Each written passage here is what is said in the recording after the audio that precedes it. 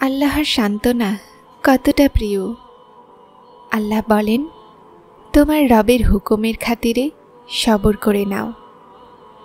তুমি তো আমার নজরেই আছো। তখন বুঝতে পারি যে কোরআনকে জীবন্ত কিতাব কেন বলা হয়। কেননা এটা মানুষের অন্তরের হাল সম্পর্কে ভালোই জানে, মানুষকে ভালোভাবে বোঝে। কোরআন হলো ভালোবাসা। আল্লাহ প্রতিটা সেই অশ্রু সম্পর্কে জানেন যা তুমি হাসতে হাসতে লুকিয়ে রেখেছিলে। উনি প্রতিটা সেই দোয়া সম্পর্কে অবগত যেটার জন্য হাত তুলতে গিয়ে তোমার মন কষ্টে ফেটে যাচ্ছিল। উনি প্রতিটা সেই ফরিয়াদ সম্পর্কে অবগত যেটা তুমি অস্থির জবানে দাবিয়ে নিয়েছিলে।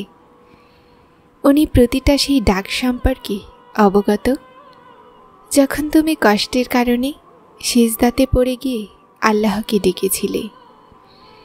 উনি ওই রাতগুলোর নীরবতা সম্পর্কেও অবগত যখন সবাই ঘুমাচ্ছিল আর তুমি আওয়াজের ভয়ে ভয়ানক চিৎকারকে ঢাকার জন্য মুখকে হাত দিয়ে চেপে রেখেছিলে। উনি প্রতিটা মুহূর্তের সেই কষ্ট সম্পর্কে অবগত যখন তোমার লাগতো যে তোমাকে কেউ শুনছে না, তোমাকে কেউ বুঝছে না। তখন শুধুমাত্র তিনিই এক ছিলেন যিনি তখনও শুনেছিলেন, তখনও দেখেছিলেন। তুমি তার শোনো না, কিন্তু তিনি তোমাকে প্রতি মুহূর্তে প্রতিটা ক্ষেত্রে শোনেন। শুধুমাত্র তিনিই আছেন যিনি মনের অবস্থা জানেন। উনিই আছেন যিনি মনের অবস্থা বদলাতে পারেন।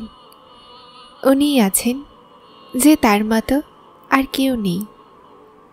কোনো মানুষের সাহায্য চাও? তাহলে শোনো, এটা তোমার জন্য। আল্লাহ বলেন, শপথ পূর্বাহ্নের, শপথ রাতের, যখন তা নিঝুম হয়। আপনার রব আপনাকে পরিত্যাগ করেননি এবং শত্রুতাও করেননি। আর অবশ্যই আপনার জন্য পরবর্তী সময় পূর্ববর্তী সময়ের চেয়ে শ্রেয়। আর অচিরেই আপনার রব আপনাকে অনুগ্রহ দান করবেন, ফলে আপনি সন্তুষ্ট হবেন। আল্লাহর সাথে অন্তর জুড়ে নিবে তো আল্লাহ কোনো এমন জিনিস অথবা এমন মানুষের সাথে তোমার মন লাগতে দিবে না যে তোমার মনের জন্য ভালো নয়। জীবনে যখনই নিজেকে একা পাও, দুনিয়ার প্রতিটা আপনজন তোমার থেকে মুখ ফিরিয়ে নিয়েছে, তখন মনে রেখো আল্লাহ তোমাকে একা তার রহমত হাসিল করার জন্য করেছেন, নিজের রবের সাথে সাক্ষাৎ করার জন্য করেছেন। সব কিছু ছুটে যাক, কিন্তু রবের সাথে সাক্ষাৎ যেন ছুটে না যায়। যদি নিজে হেঁটে তার দিকে না যাও, তো তিনি দুঃখ পাঠিয়ে তোমাকে তার দিকে টেনে নিবে। যে তোমার চেয়ে বেশি তোমার রব তোমাকে ভালোবাসেন। তাহলে ফিরে আসো তোমার রবের দিকে। অন্তরসমূহের শান্তি আল্লাহর জিকিরেই আছে। ভাগ্যও বদলে যায় আর পরিস্থিতিও। সেই রব দুঃখের মৌসুম সারা জীবন থাকতে দেন না। তাহলে যা চাও সেটা আল্লাহর কাছে অবশ্যই চাও, কিন্তু সেটার পেছনে দৌড়িও না। যদি মনে শান্তি চাও, তো সেই সমস্যাগুলোকে আল্লাহর সোপর্দ করে দাও যেগুলোকে তুমি বদলাতে পারবে না। সবর করতে শিখো, জিনিসগুলোকে ছেড়ে দিতে শিখো, নিজেকে ভালোবাসতে শিখো।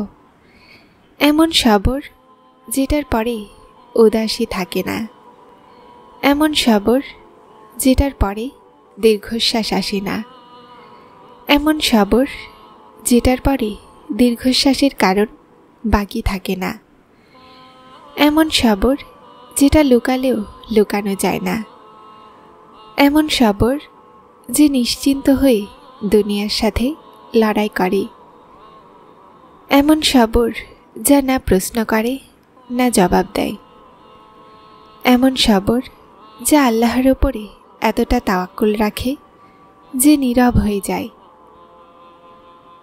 এমন সবর যা ভেঙে দেয় কিন্তু ভাঙে না। সবরের ফল দেরিতেই হোক কিন্তু আল্লাহর তরফ থেকে সর্বোত্তম পাওয়া যায়। দোয়া কতটা শক্তি আছে না এই একটা শব্দে, একটা শক্তি আছে এই দোয়ায় আছে যা আমাকে অনেক অনেক শক্তি দেয়, আমাকে প্রশান্ত করে দেয়। একটা আশ্চর্য প্রশান্তি আছে যখন আমি আমার রবের সামনে হাত তুলি, এমন মনে হয় যে দোয়ার মাধ্যমে আমি আল্লাহর অনেক নিকটবর্তী হয়ে গেছি। আর শুধুমাত্র তিনি আমার তোলা হাত দেখে আর আমার মন থেকে বের হওয়া দোয়াতে খুনের ফরমান জারি করে দিবেন। দোয়া সেই জিনিসকে আপনার কাছে আনে যেটা আপনার নসিবের অংশ নয়। তিনি কিভাবে হতে পারেন উদাসীন তোমার ডাক থেকে, যিনি পাতার নড়াচড়ারও প্রতি মুহূর্তে খবর রাখে। আল্লাহর অনেক পছন্দ যখন তুমি দুনিয়ার কাছে নয় তার কাছে যাও। কিছু দরজাগুলো আল্লাহ তাআলা আমাদের হেফাজতের কারণে বন্ধ করেন, কিছু আঘাত গভীর এজন্য হয় যেন আমরা জানতে পারি যে সবার ছাড়া থাকতে পারি আমরা, কিন্তু আল্লাহকে ছাড়া বাঁচতে পারবো না।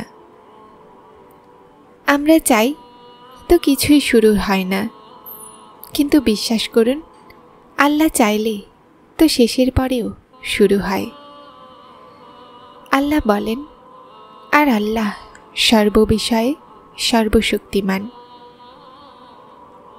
ফেলে দেয়াদের হয়তো খবর নেই যে আল্লাহ ধরে নেন তাকে যে পড়ে গেল। তারপর আল্লাহ দান করলেন শেষমেশ আমাকে সবর দিয়ে, যখন আমি তার সন্তুষ্টির জন্য নিজের সাথেও লড়াই করলাম। তুমি চেয়ে তো দেখো খাস হৃদয়ে, উনি তোমার দুনিয়া না বদলে দেন তো বলো। তারপর হতাশ হও না, মন থেকে বের হওয়া এক দোয়া সব ধারণাকে বিশ্বাসে বদলে দেয়। আর আল্লাহ তোমাকে স্বপ্ন তখন দেখান যখন তিনি সেটার তদবিরে রাজি হন, না হলে যদি তিনি তোমাকে সেটা না দিতে চাইতেন যা তুমি চাচ্ছ, তো কি তিনি তোমাকে কখনো দোয়ার তৌফিক দিতেন? কে জানি তোমার সবরের বদলে আল্লাহ তোমার জন্য সেই সব কিছুই নির্ধারণ করে রেখেছেন যা তুমি তার কাছে চাইতে চাইতে ক্লান্ত হও না, যেটার জন্য বারবার আল্লাহকে রাজি করতে গিয়ে তোমার জবান থামে না। তাহলে বিশ্বাস রাখো এই সবরের ফল নিকটে। একদিন তোমার কাছে সেই সব কিছু থাকবে যেটা পাওয়ার আশায় তুমি এতটা দোয়া করো, রাতগুলোতে ওঠো। আল্লাহ তোমাকে সব কিছু দিবেন যেটার তুমি আশা করো। তোমার অপেক্ষা বৃথা যাবে না, আল্লাহ অপেক্ষা জায়া করেন না। যখন তুমি সবর আর বিশ্বাস করতে শিখে যাবে তখন মজেজাকে বাস্তবে পাবে। দোয়া তো পাহাড়গুলোকেও তাদের জায়গা থেকে সরাতে পারে। তোমার তো শুধু দোয়া করতে হবে, উপায় আল্লাহ নিজে বের করবেন। তোমার কাজ তো শুধুমাত্র ভরসা করা, উসিলা আল্লাহ নিজে বানান। ওয়াক্তে তাহাজ্জুদে আসমানের দিকে দেখো তো বুঝতে পারবে যেন পুরো দুনিয়া সবরের রঙে রাঙিয়ে আছে। যেই দোয়াগুলোর ব্যাপারে শয়তান সবচেয়ে বেশি অসম্ভবের ওয়াসওয়াসা দেয়, সেগুলোকে আরও বেশি বিশ্বাসের সাথে চাইতে থাকো। কেননা সেই দোয়াগুলোই সবচেয়ে বড় পরীক্ষা হয়, বিশ্বাসের পরীক্ষা। আর পরীক্ষায় উত্তীর্ণদের জন্য আল্লাহর ওখানে উত্তম ফলের ওয়াদা আছে। যদি দোয়াতে সবর না করলে, পরীক্ষা না দেখলে, কঠিন রাস্তা না দেখলে, তো কি দোয়ার হক আদায় করলে তুমি?